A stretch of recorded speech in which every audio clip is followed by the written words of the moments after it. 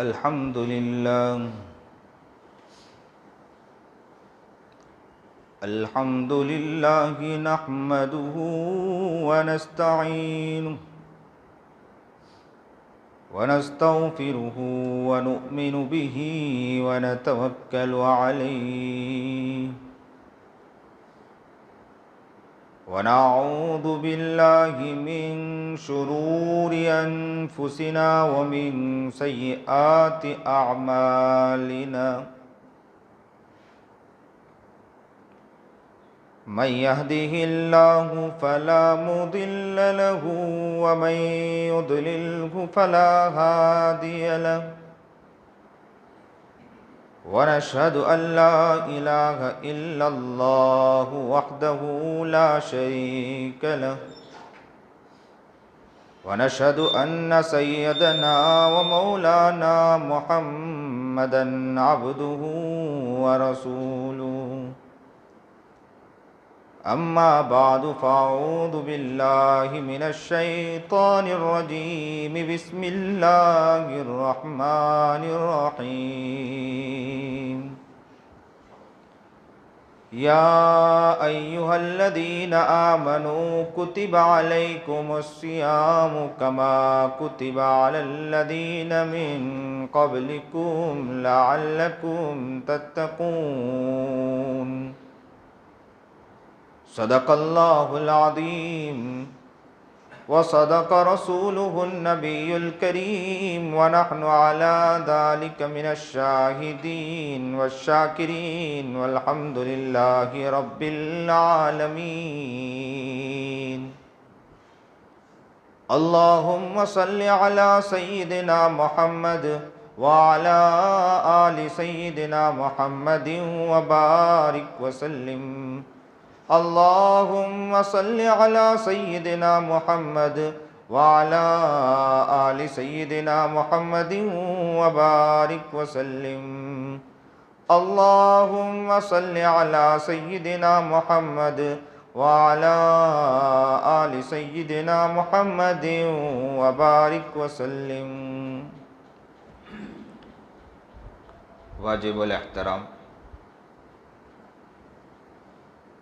قابل تکریم بزرگان محترم،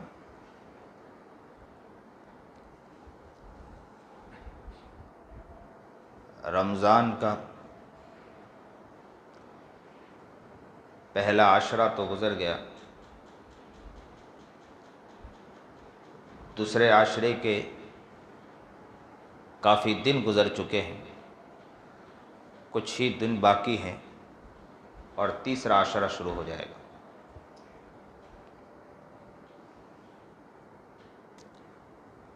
جو کچھ اللہ تبارک و تعالیٰ نے ان ایام میں عبادت کی توفیق عطا فرمائی، یہ اللہ کا احسان ہے. حقیقی انسان وہ ہے جو دل و دماغ میں اس بات کو اتاریں کہ جیسے عبادت کرنی چاہیے ابھی تک ہم عبادت نہیں کر پائے.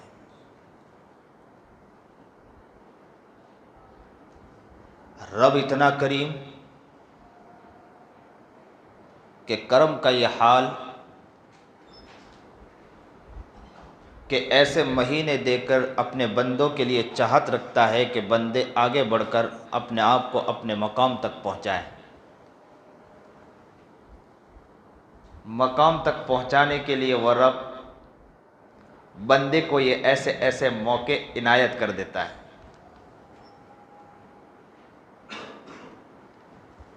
اکثر سیٹھ کو دیکھا ہے کہ جس کے تحت کام کرتے ہیں وہ سیٹھ ایسا ہوتا ہے کہ اس کے مزاج میں سختی ہوتی ہے، شدت ہوا کرتی ہے، اس کے اندر اتنی محبت کا غلبہ دیکھا نہیں جاتا ہے الا ماشاء اللہ. لیکن رب کا حال تو کچھ اور ہی ہے. پوری کائنات کو بنایا، ایک ایک چیز کو بنایا. آسمان بنانے والی ذات ہے تو میرے پیارے رب کی ذات ہے. زمین بنانے والی ذات ہیں تو پیارے رب کی ذات ہے، اور ہم انسانوں کو بھی بنانے والی ذات ہے تو کس کی ذات ہے؟ اللہ ہی کی ذات ہے۔ اور انسان کو بنانے کے بعد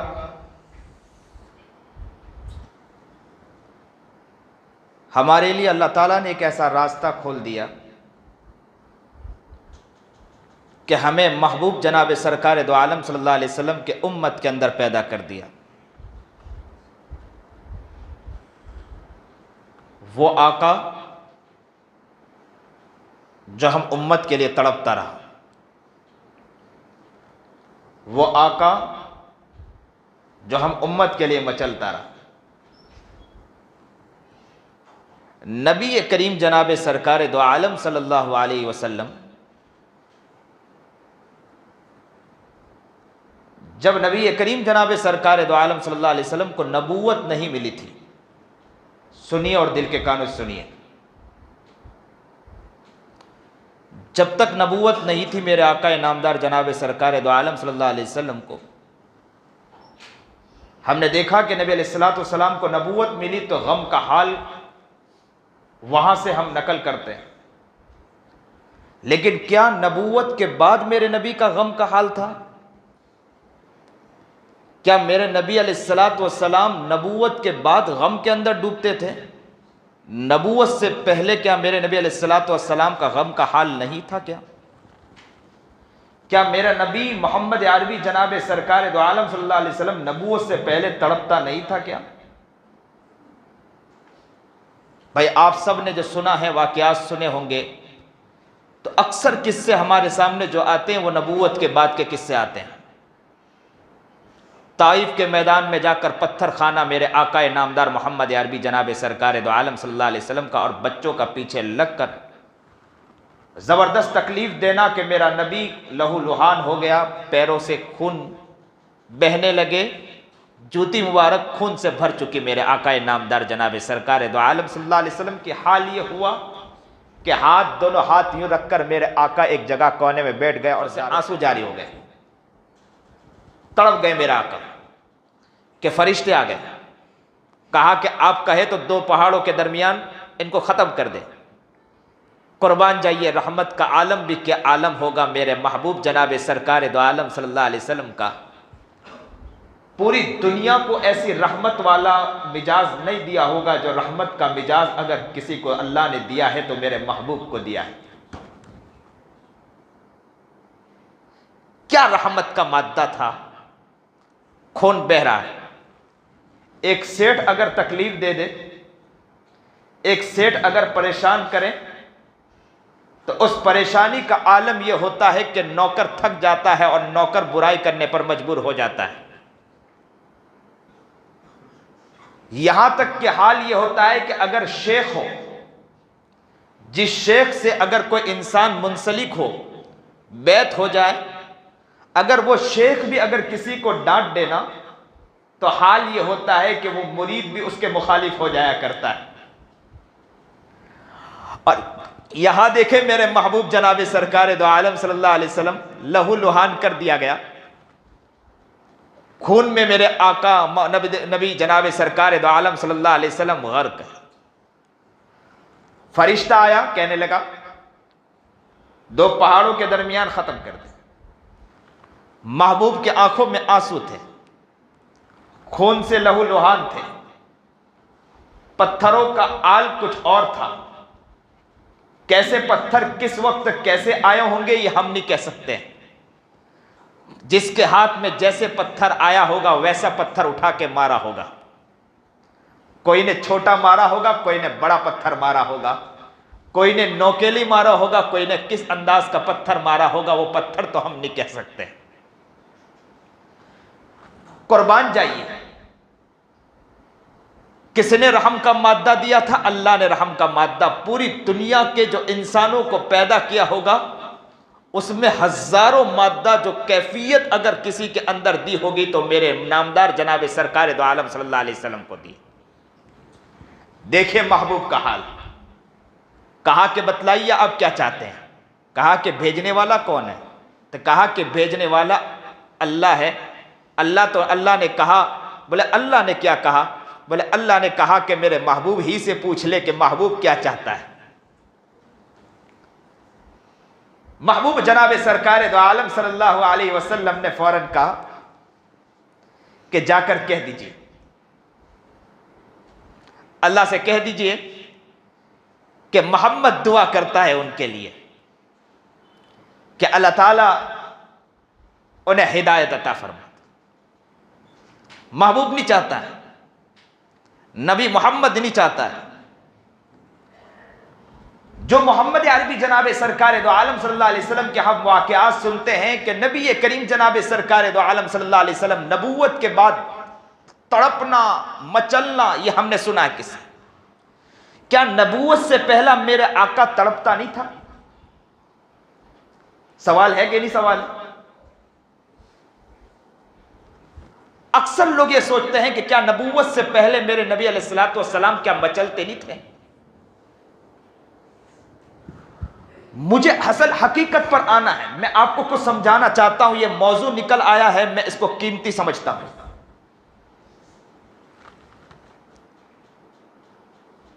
اللہ مولانا عبد الرحمن کو قبول فرمائے، یہاں کے امام صاحب مولانا رضوان کو قبول فرمائے، ان کے محبتوں کو قبول فرمائے۔ لگتا ہے کہ ان کے محبت کے اثرات ہے کہ کچھ اس طرح کی باتیں ذہن میں آ جاتی ہیں۔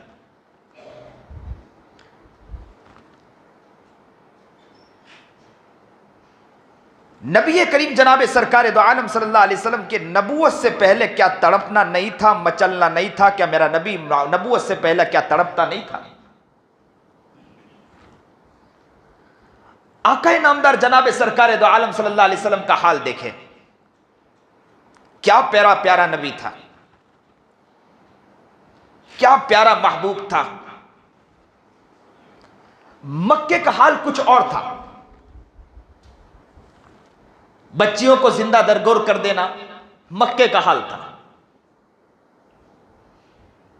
ایک باپ آیا نا کہ محمد عربی جناب سرکار دو عالم صلی اللہ علیہ وسلم کی خدمت میں، کہا کہ اللہ کے رسول مجھ سے ایک واقعہ ہو چکا ہے اسلام سے پہلے، لانے سے پہلے۔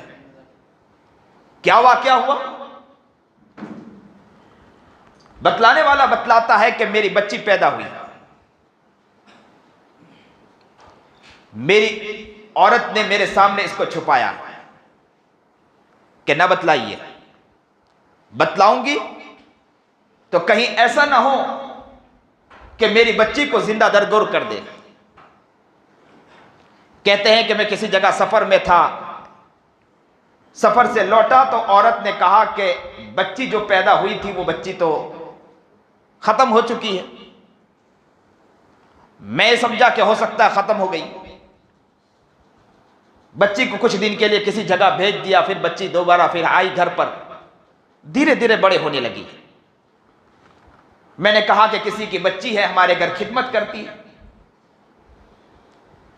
کہتے ہیں کہ میں نے اس بچی کو دیکھا کہ بچی حد درجہ مجھ سے محبت کرتی، میرے ساتھ کھیلتی کودتی، میں بھی اس سے محبت کرنے لگا۔ ایک دن وہ آیا کہ بچی کافی بڑی ہو چکی تھی اور مجھے ایسی محبت ہو گئی تھی کہ اس کے بغیر مجھے نیند نہیں آیا کرتی تھی۔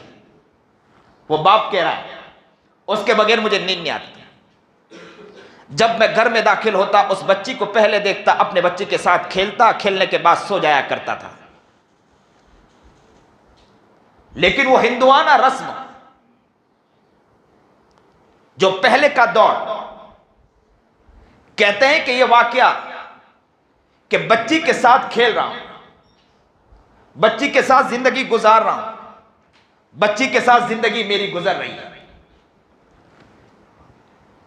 لیکن میں نے دیکھا کہ وہ بچی میرے ساتھ جب بھی میں گھر میں داخل ہوتا ہوں تو بچی کودتی پھلانگتی آ جاتی ہے کہ آ گئے آ گئے آ گئے، اور میں جیسے ہی میں آتا ہوں جیسے وہ بچی دوڑ کر آتی، میں اسے گود میں اٹھاتا ہوں، کبھی اوپر کھیل لگاتا ہوں، کبھی اس کے ساتھ شرارت کرتا ہوں، مزہ آتی ہے وہ بچی کے ساتھ۔ اس بچی کے ساتھ میرا دل لگنے لگا۔ ایک دن عورت نے سمجھ لیا کہ اس کو محبت حد درجہ ہو گئی میری بیٹی سے، کہا کہ موقع آ چکا ہے کہ اب اسے بتلا دے۔ عورت نے مجھ سے کہا، کیا کہا میری عورت نے؟ میری عورت نے یہ کہا کہ یہ جو بچی ہے جو کھیل رہی ہے یہ ہماری ہی بچی ہے، ہماری بچی کا انتقال نہیں ہوا ہے، میری بچی مری نہیں ہے، یہ ہماری ہی بچی ہے۔ تو کہا کہ وہ ہندوانہ مزاج اور وہ جو سوچ کفر کی جو ایک پرت جمی ہوئی تھی، میں فوراً خاموش ہو گیا، لیکن میں دل ہی میں تہیہ کر چکا، چاہے بچی ہے میری لیکن اس کو مجھے اب زندہ درگور کرنا پڑے گا۔ کہا کہ ایک دن میں گھر میں داخل ہوا، اہلیہ سے کہا کہ میں اس بچی کو گھمانے لے جانا چاہتا ہوں، اس کو تیار کریں۔ بچی کو تیار کیا گیا، بہترین کپڑے میں ملبوس کیا گیا، خوبصورت نہلایا گیا، دھلایا گیا، پاؤڈر لگایا گیا، بچی کو تیار کر کے سامنے لا کے کھڑا کر دیا۔ کہا کہ میرے محبت کا عالم تھا کہ میں اسے کبھی دیکھتا ہوں تو کبھی مجھے یہ خیال آتا ہے کہ مجھے اپنے رسم کو بھی پورا کرنا ہے۔ رسی لے کر نکل چکا، پہنچا ایک جگہ پر اور جنگل میں جا کر کھودنا شروع کیا۔ بچی بھی ساتھ دینا شروع کر دی کہ وہ بھی کھودنے میں ساتھ دے رہی ہے۔ کہتے ہیں کہ میں بھی کھود رہا ہوں، بچی بھی ساتھ کھودتی چلی جا رہی، یہاں تک کہ پسینہ جب نکلتا تو بچی آگے بڑھ کر کہتی، ابا آپ پسینے میں شرابور ہے، کیوں کھود رہے ہیں؟ تب کہا کہ بیٹی کوئی بات نہیں ہے کہ مجھے ویسے ہی کھود رہا ہوں۔ تب بچی بولتی کبھی کبھی اپنے کپڑے سے، اپنے رومال سے، اپنے دوپٹے سے باپ کے پسینے کو پوچھنے لگی اور کہتی کہ ابو کیا بات ہے؟ باپ کہتا کہ کوئی معاملہ نہیں بیٹی، ہم کھود رہے ہیں۔ وہ باپ کہتا ہے کہ میں دیکھ رہا ہوں کہ میری بچی ننھے منھے ہاتھوں کے ساتھ میرا ساتھ دے رہی، وہ بھی کھود رہی، اور کھودتے کھودتے کبھی کبھی میرے پسینے کو پوچھتی، کبھی پانی لے کر آتی کہ ابا پیاس لگی ہوگی تمہیں، یہ پانی پی لیجئے۔ اللہ اللہ، کیا منظر ہوگا! آسمان بھی کیسا منظر دیکھ رہا ہوگا، زمین میں بھی کیسا منظر دیکھا ہوگا کہ وہ باپ آگے بڑھتا ہے، کہتا ہے کہ میں نے وہ کھائی تو کھود دیا، وہ گڑا تو کھود دیا، اور جیسے ہی گڑا کھودنا تھا کہ بچی آگے بڑھ کر کہنے لگی کہ ابا گڑا تو کھود چکا ہے، کیا کرنا ہے؟ جیسے ہی بچی پسینہ پوچھنے کے لیے آئی، میں نے دھکا لگا دیا، گڑے میں پھینکا میں نے اور مٹی ڈالنا شروع کر دیا کہ بچی کی آواز آنے لگی کہ ابو کیا کر رہے ہو؟ کہا کہ بیٹی مجھے معاف کر دینا، یہ میں اپنا رسم پورا کر رہا۔ تو کہا کہ بیٹی نے کہا ابو آپ کہیں تو میں آپ کی خدمت کے لیے تیار ہوں، آپ کسی جگہ مجھے بھیجنا مت، میں زندگی آپ کی خدمت کر کے گزار دوں گی، لیکن مجھے جینے کا موقع دے دیجئے۔ لیکن میرے دل میں وہ وحشیانہ جو مزاج تھا، میں نے بچی کو بس مٹی پر مٹی ڈالنا شروع کیا۔ بچی کی پکار آتی رہی کہ ابو مجھے کچھ نہیں چاہیے، آپ کھانا نہ ہو تو کھانا نہ دینا، کپڑے نہ ہو تو کپڑے نہ دینا، میں ایک کپڑے میں زندگی گزار دوں گی، میں کبھی تم سے مانگوں گی بھی نہیں، کبھی میں تم سے کوئی چاہت نہیں رکھوں گی، مجھے جینے کا ایک موقع دے دیجئے۔ بس یہ کہتی رہی، لیکن کہتے ہیں کہ میرے درندہ باپ، میرے اندر باپ ہونے کا ایک ذرہ بھی احساس پیدا نہیں ہوا، درندگی چھائی ہوئی تھی، میں نے اسے وہاں پر دفن کر کے میں وہاں سے چلا آیا۔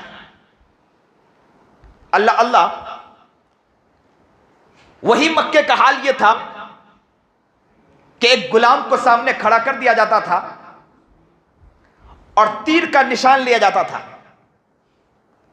جس کے پاس غلام ہو اپنے غلام کو سامنے کھڑا کر دیا جاتا تھا۔ آج لوگ کہتے ہیں نا کہ بھائی لڑکیوں کو جینے کا اور لڑکیوں کو آزادانہ مزاج نہیں دیا گیا، لڑکی کی آزادی چھین لی گئی، اسلام نے لڑکی کی آزادی کو چھینا ہے۔ لڑکی کو اگر آزاد کرانے والا کوئی دھرم اور کوئی مذہب ہے تو وہ اسلام مذہب ہے۔ ایک ساتھ کہیے کہ ہے کہ نہیں اسلام مذہب؟ ایک مذہب ہے، وہ مذہب ہے اسلام مذہب ہے۔ پوری دنیا سے کہہ دیں کہ عورتوں پر ظلم اور بربریت چھائی ہوئی تھی، ایسے وقت میں درد اگر کسی کے دل میں پیدا ہوا تھا وہ محمد عربی جناب سرکار دو عالم صلی اللہ علیہ وسلم کے دل میں پیدا ہوا۔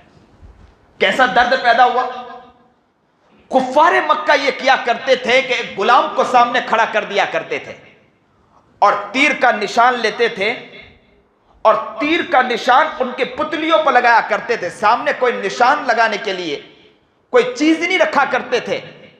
جیسے ہم کوئی نشان بنانے کے لیے، نشانی کے لیے کوئی چیز سامنے رکھتے تھے کہ بعد میں نشان بنایا کرتے ہیں، وہ لوگ غلام کو کھڑا کرتے تھے اور غلام کو کھڑا کرنے کے بعد تیر کا نشان لیتے تھے. وہ تیر کا نشان دندناتا ہوا جاتا تھا اور غلام کی پتلیوں میں جا کے گھستا تھا.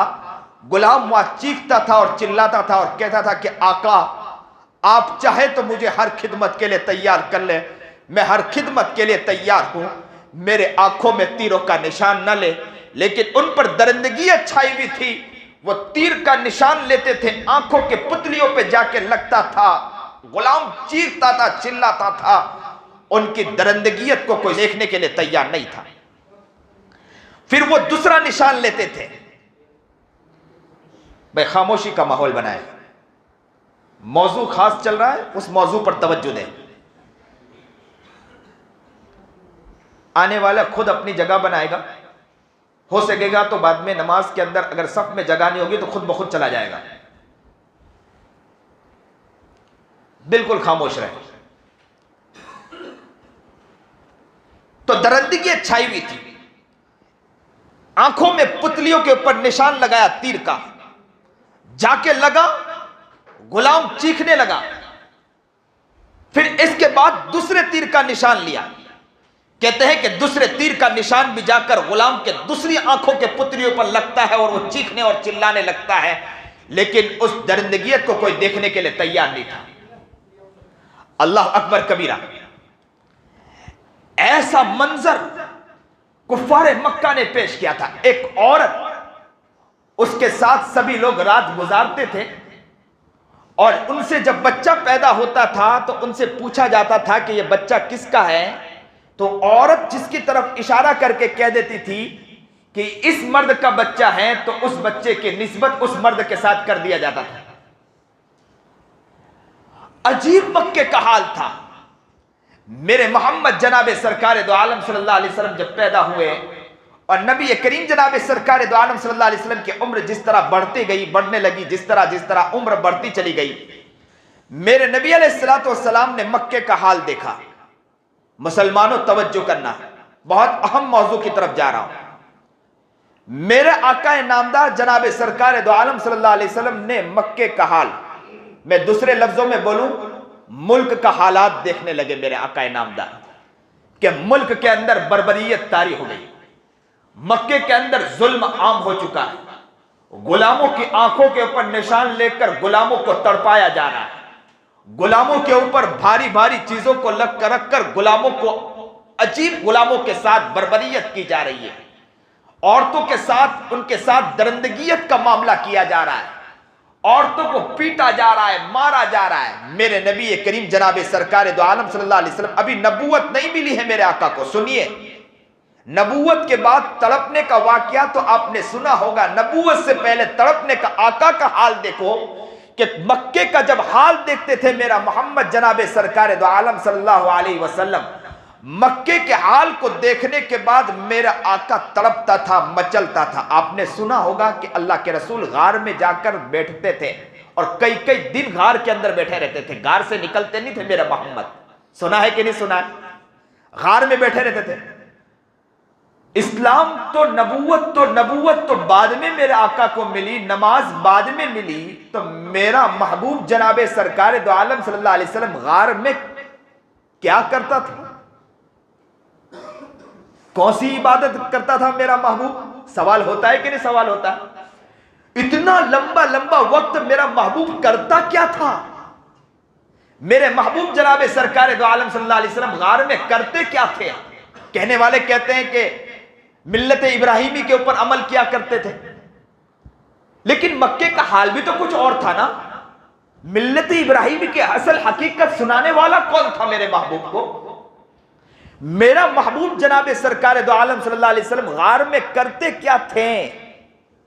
کتابوں میں لکھا ہے کہ میرا محبوب جناب سرکار دو عالم صلی اللہ علیہ وسلم غار میں کیا کرتے تھے؟ توجہ دیں آپ، میرا محبوب غار میں کیا کرتے تھے؟ کہتے ہیں کہ جب ظلم اور بربریت کو میرا محبوب دیکھتا تھا، مکے کے حالات کو میرا محبوب دیکھتا تھا، مکے کے مسائل کو میرا محبوب دیکھتا تھا، تو میرا محبوب جناب سرکار دو عالم صلی اللہ علیہ وسلم غار میں جا کر तन्हाई में यूं बैठते थे और आंखों से आंसू जारी होते थे और यूं मुतवज्जे होते थे और कहते थे कि जिसने आसमान बनाया, जिसने जमीन बनाई, जिसने ये कायनात बनाया, मैं उसी से ये फरियाद करता हूं कि मक्के के हाल को मैं देख नहीं पा रहा। मैं उसी से फरियाद करता हूं कि मक्के के मैं जुल्म और बर्बरियत को देख नहीं पाता। उनके बच्चियों के दरिंदगियत को, जिस तरह बच्चियों को जिंदा दरगोर किया जा रहा है, मैं देख नहीं पा रहा हूं। वो महबूब तड़पता था, मचलता था, घंटे घंटे, कई कई दिन उस गार में बैठकर तड़पते थे, मचलते थे, बस एक ही तवज्जो के अंदर, जिसे आज के मशाइख कहते हैं कि मुराकबे में बैठना, अल्लाह की याद में बैठना। वो अल्लाह की याद में बैठा करते थे और अल्लाह की याद में मुतवज्जे होकर जुल्म को याद करते थे कि जुल्म मेरे मक्के में हो रहा है। मैं जिस मुल्क के अंदर रह रहा हूं, जिस मक्के में रहता हूं, उस मक्के में जुल्म हो रहा है। मैं जिस मक्के में रहता हूं, उस मुल्क में, उस मक्के के अंदर बर्बरियत हो रही है और मक्के के अंदर यह हाल हो रहा है और मैं मोहम्मद होकर यहां बैठूं और मेरा दिल कैसा गवारे करे कि मैं इस वाकयात को देखूं। कहते हैं कि मेरा नबी तड़पता रहा। सुनिए और दिल के कान से सुनिए, मैं असल वाकयात की तरफ आना चाह रहा हूं। मेरा महबूब तड़पता था, मेरा महबूब मचलता था। आखिरी वक्त वो आया कि मेरा महबूब घंटे घंटे बल्कि कई कई दिन बैठने लगे कि एक दिन अचानक के अल्लाह को रहम आ गया कि महबूब को अब ज्यादा तड़पाना नहीं है, महबूब को अब ज्यादा तड़पाना नहीं है। अब अल्लाह का फरिश्ता आ चुका, जिब्राइल आ गए और कहा कि महबूब पढ़िए। तो कहा कि मैं तो वो हूं कि मुझे पढ़ते भी नहीं आता है। आज कहते हैं कि उलमा का काम है, हमारा काम नहीं है। मेरा महबूब क्या कह रहा है, मुझे पढ़ते ही नहीं आता है, मैंने तो अलिफ बा ता भी नहीं पढ़ा, मैं तो कुछ भी पढ़ नहीं सकता हूं। तो कहा कि पढ़िए। तो कहा कि मैं नहीं पढ़ सकता हूं। फरिश्ते ने, वो जिब्राइल ने यूं भींचा, कहा कि पढ़िए। कहा मैं नहीं पढ़ सकता हूं। और जब तीसरी मर्तबा भींचा और कहा कि पढ़िए, इक़रा बिस्मि रब्बिकल लज़ी खलक। कहते हैं कि जैसे ही इक़रा बिस्मि रब्बिकल लज़ी खलक पढ़ा और दौड़कर मेरा महबूब जनाब सरकार दो आलम सल्लल्लाहु अलैहि वसल्लम घर में आए, खदीजा के पास आकर कहा, घबराने लगे, कपकपा गए, क्योंकि आज तक जिब्राइल को देखा नहीं था, पहली मर्तबा देखा, मंजर देखकर तड़प गए थे। कहा कि मैंने किसी को देखा और ऐसा देखा कि जिसकी वजह से मैं, और कपकपा रहे थे, और कहा जम्मिलूनी जम्मिलूनी, मेरे ऊपर चादर उड़ाइए। आप कुर्बान जाइए मेरे महबूब पर। खदीजा ने क्या कहा था मालूम है? आपको अल्लाह कैसे हलाक करेगा? सुनिए मुसलमानों, क्या कहा था खदीजा ने? क्या हमारे बारे में हमारी औरतें ये कह सकती है? क्या कहा था खदीजा ने? आपको अल्लाह हलाक कर सकता है क्योंकि अंदर, आपके अंदर 5 वस्फ है। कितने वस्फ हैं? 5 खुसूसियत है। क्या 5 खुसूसियत है? खुसूसियत में आपके अंदर यह खुसूसियत है कि आप तो वो हैं जो किसी का बोझ उठाते हैं, आप तो वो हैं जो मेहमान नवाजी करते हैं, आप वो हैं जो हक के लिए तड़पते हैं, और आप तो वो हैं कि लोगों के लिए कमाते हैं ताकि लोगों की जिंदगी आसान हो जाए, उनके लिए आप तड़पते हैं। तो आप तो वो हैं कि जिसकी वजह से अल्लाह आपको कैसे हलाक कर सकता है? अल्लाह कैसे आपको हलाक कर सकता है? शायद मेरे मौजू तक आप पहुंच गए होंगे, शायद मैं जिस तरफ आपको ले जाना चाह रहा हूं आप उस तरफ पहुंच चुके हो। मेरा महबूब जनाब सरकार दो आलम सल्लल्लाहु अलैहि वसल्लम को नबूवत मिलने से पहले कितने दिन तक तड़पता रहा? किस चीज को देखकर तड़पता रहा? मक्के के हाल को देखकर तड़पा कि नहीं तड़पा? किसको देखकर तड़पा? मक्के की बर्बरियत को देखकर तड़पे कि नहीं तड़पे? मक्के की बर्बरियत को देखकर मेरा महबूब तड़पता रहा। उसके बाद नबूवत मिली, नबूवत के बाद मेरे महबूब ने मेहनत की तो हम उम्मती बने हैं। और हम उम्मती का हाल ये है कि मुल्क के हालात बदलते जा रहे हैं और मुल्क के हालात के बाद उम्मती आज का सो रहा है। मुल्क के हालात तब्दील होते जा रहे हैं। इस वक्त उम्मत का हाल यह होना चाहिए था कि एक कोने में बैठकर मेरे महबूब की तरह अल्लाह से यह कह देते कि मेरा अल्लाह, जिस तरह मेरा महबूब जुल्म को देख नहीं पाया, अकेले बैठकर रोता था, अल्लाह वो था कि जिसे कुछ नहीं आता था, जिब्राइल ने आकर जब उनको भेजा तो इकरा पढ़ने लग गए, मेरा महबूब पढ़ने लग गया। आप हम पर कोई अल्लाह आसान का मामला कर दें और तड़पते रहे, मचलते रहे, एक दिन वो आएगा कि अल्लाह भी इल्म उतारने वाली जात अल्लाह की हो सकता है अल्लाह आपको इल्म लदुन्नी उतार दे। कौम, एक इंसान हमारे घर के करीब है, परेशान है, मुसलमान आराम से सो जाएं, ये कैसे हो सकता है? मुल्क के हालात बदल गए। मैं ये नहीं कहता हूं कि मुल्क के जिस तरह हालात मक्के के अंदर हालात थे वो आज हालात, ऐसे हालात नहीं, वो हालात नहीं, वो तो बर्बरियत आम थी। लेकिन मेरा महबूब तड़पता था। लेकिन फिर भी आज भी मुल्क के हालात बदले हैं, बहुत ज्यादा बदल चुके हैं। लेकिन हम डरने वाली कौम नहीं, लेकिन यह है कि एहसास करने वाली तो कौम है कि एहसास तो पैदा करें। क्या डर नहीं तो इसका मतलब आराम से सो जाना यह होना चाहिए? डर नहीं इसका मतलब तो यह होना चाहिए कि डर तो नहीं हमारे अंदर, खौफ तो नहीं है, लेकिन यह है कि मेरा महबूब नबूवत से पहले तड़पता था, कौम के लिए मचलता था, और वो ये कहा करता था अल्लाह ने राह खोला और पूरी कौमों के अंदर ऐसा बदलाव आया कि मक्कतुल मुकर्रमा चंद ही सालों के अंदर फतह हो चुका। क्या आज भी मुसलमान अपने आप को बदल दे? मैंने शुरुआत बात की कि यह रमजान का महीना है और यह महीना वो महीना है कि अपने आप को इंसान फारिग कर ले सही माने में, और एक कोने में बैठकर ज़ारो कतार कौम के लिए रोने वाला भी बन जाए, तड़पने वाला भी बन जाए, और उम्मत के हाल को देखकर कोने में बैठकर अल्लाह के सामने रोते रहें, तो हो सकता है कि मर्द कलंदर बनाकर अल्लाह आप ही को खड़ा कर सकता है। एहसासात तो कोई जगाए कि हमारी हमारे मुंह तो जबान की चटखनियों के पीछे क्या रहे कि खाने के मजे हमारी जुबान लुटाती रहें? क्या हमारा दिल की अंगीठी आज तक जले नहीं? क्या वो आग जो आग किसी और घर में लगी है वो घर में आग लगी है, कहीं ऐसा ना हो कि वो आग बढ़ते बढ़ते हमारे घर आके न लग जाए? आज किसी की मां बेटी की इज्जत लूटी जा रही, कल ऐसा ना हो कि हमारी मां बेटियों की इज्जत लूटी जाए। किसी के बहन के साथ खिलवाड़ किया जा रहा है, कहीं ऐसा ना हो कि हमारे बहन के साथ खिलवाड़ किया जा रहा है।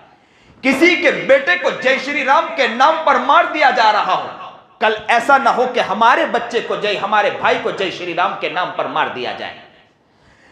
गाय के नाम पर किसी बच्चे को मार दिया गया हो सकता है वो भी किसी का लाल है, किसी का दिल का टुकड़ा है, वो दिल का कलेजा है, वो किसी का दिल का टुकड़ा है, वो है तो किसी का, आज वो किसी का बेटा है, आज वो किसी का भाई है। उसकी जगह अपने भाई को रखकर जरा सोचे कि कल हमारे भाई को खत्म कर दे और कोई कौम उठने के लिए तैयार ना हो, उस वक्त क्या हाल होगा? उस वक्त आपकी जिंदगी के अंदर कैसी बीतेगी? तो हमको इस बात को समझना है कि मुल्क के हालात जैसे होते जा रहे हैं, और मुल्क के हालात में मुसलमानों को अब जाग जाना चाहिए, एहसास पैदा करना चाहिए, अपनी जिम्मेदारी को बढ़ाना चाहिए, अपनी जिम्मेदारी को आगे की तरफ ले जाना चाहिए। मुल्क के हालात को देखें, उन हालात के एतबार से अपनी जिंदगी को अब बदलने की फिक्र करना चाहिए। तो ये जो महीना, अब आप जरा सोचें अपने बारे में कि मैंने बात जो शुरू की थी, मैंने यही कहा था कि कुछ दिन तो गुजर गए रमजान के, पहला अशरा गुजर गया, दूसरे अशरे के काफी वक्त गुजर गया हमारा, अब कुछ दिन बाकी हैं। ये जितने दिन गुजर गए उतने दिन के एतबार से क्या हमारे दिल में अभी तक सही माने में एहसास पैदा हुआ कि नहीं पैदा हुआ? नहीं पैदा हुआ। बस फलस्तीन के खाली हम लोग मोबाइल में देख रहे हैं, बच्चे को मारा जा रहा है और मुंह जबानी खर्च किया जा रहा है। क्या जबानी खर्च किया जा रहा है? गाड़ी में चल रहे हैं तो बोल रहे हैं कि क्या हो रहा है, इन मुल्कों को ऐसा करना चाहिए, वो मुल्क को ऐसा कर देना चाहिए। मेरे नबी ने कभी किसी मुल्क के बारे में नहीं कहा, बल्कि खुद फिक्र की है, गार में जाकर बैठ गए। आज का मुसलमान सिर्फ कमेंट पास कर रहा है, आज का मुसलमान व्हाट्सएप के ऊपर कमेंट पास कर रहा है कि उलमा सो रहे हैं। उलमा नहीं सो रहा है, आज का मुसलमान सो रहा है, आज का मुसलमान सो रहा है। मुसलमानों को जागने की जरूरत है, कमेंट पास करने की जरूरत नहीं है। کامنٹ اپنی ذات کے بارے میں پاس کرنے کی ضرورت ہے کہ ہماری زندگی کس طرف جا رہی ہے۔ نیت کرو آج ایک ساتھ کہ انشاءاللہ رمضان کا یہ مہینہ وہ مہینہ انشاءاللہ جس دن باقی ہیں کامنٹ پاس نہیں کریں گے، اپنی زندگی کے کامنٹ کو دیکھنے کی کوشش کریں گے انشاءاللہ۔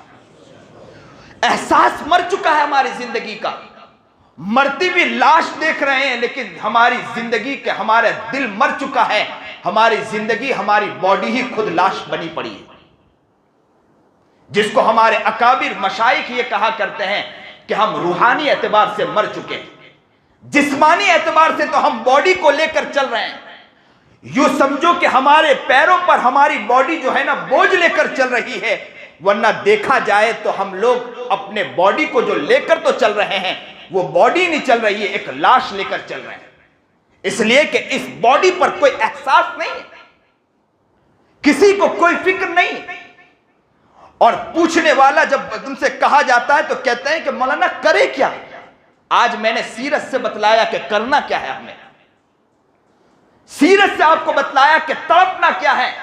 ایک غلام کو مارا جا رہا، اس کی پتلیوں پر تیروں کا نشان لیا جا رہا ہے، ایک عورت کو، ایک بچیوں کو زندہ درگور کیا جا رہا ہے۔ میرا نبی غار میں جا کر تڑپ رہا ہے، آنکھوں سے آنسو بہا رہا ہے کہ ظلم کو دیکھ کر نبی محمد برداشت نہیں کر پا رہا ہے۔ اور جب جیسے ہی میرا نبی تڑپتا تھا، جبرائیل آ گیا اور کہا، نبوت کا مزدہ سنا دیا۔ یاد رکھو، آج کا مسلمان اگر اللہ کے لیے تڑپ جائے، مچل جائے، ظلم اور بربریت کو دیکھ کر روئے اور یہ سوچے کہ قوموں کے ساتھ کیا ہو رہا ہے، کسی کا بچہ ہوگا، وہ کسی کا لال ہوگا، کسی کا لخت جگر دل کا ٹکڑا ہوگا۔ ایسی ماؤں کو بھی دیکھا ہے ہم نے کہ وہ ماں اپنے بچے کو گود میں لے کر، وہ بچہ تو دنیا سے جا چکا تھا، روح نکل چکی تھی اور اس کو مار دیا گیا، جے شری رام کے نام پر تو مار دیا گیا۔ وہ ماں اپنے بچے کو لے کر چیخ رہی اور چلا رہی اور کہہ رہی کہ قوم کہاں مر چکی ہے، میرا بچہ مر گیا، لیکن وہ کوئی سوچ نہیں رہا۔ اور آج کا مسلمان کامنٹ پاس کرنے میں لگا ہے، آج کا مسلمان الزام دوسرے کو دینے کے پیچھے لگا ہے، آج کا مسلمان ملزم کسی اور کو بنانے کے پیچھے لگا ہے، اپنے آپ کو ملزم نہیں بنا رہا ہے۔ احساس کی دنیا مر چکی ہے آج کی، اور موبائلوں نے تو بالکل یوں سمجھو کہ ہمیں برباد کر دیا ہے، موبائلوں نے برباد کر دیا ہے۔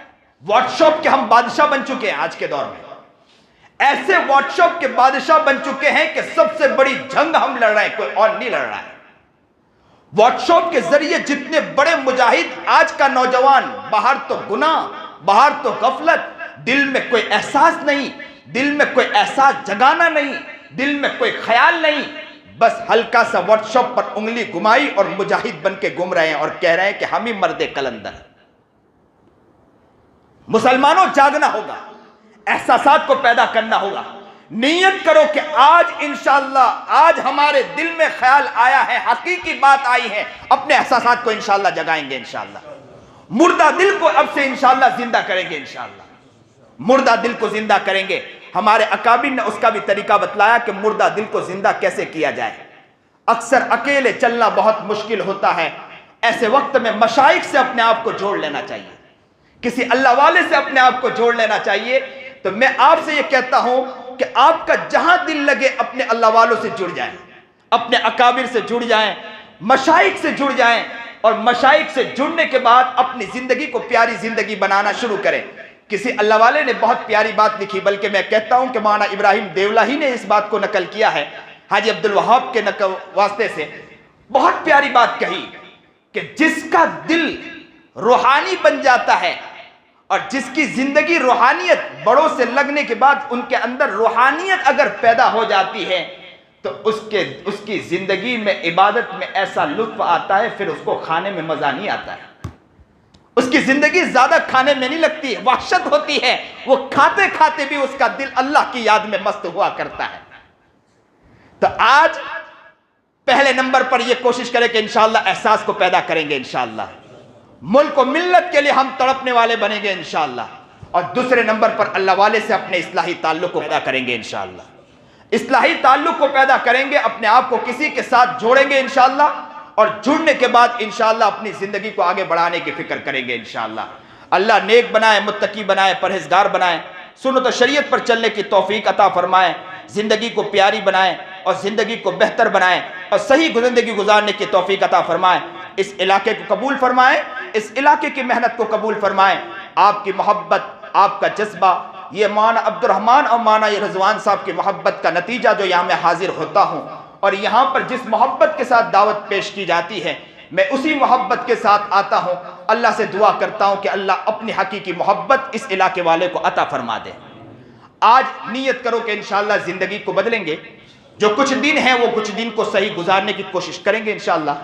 ملک کا درد ہماری زندگی میں انشاءاللہ پیدا کریں گے، قوم کا درد ہماری زندگی میں پیدا کریں گے، احساسات کو اپنی زندگی میں پیدا کریں گے انشاءاللہ، اور باڈی کو مردہ لے کر چلنے کی کوشش نہیں کریں گے، باڈی کو صحیح معنی میں زندہ کرنے کی کوشش کریں گے۔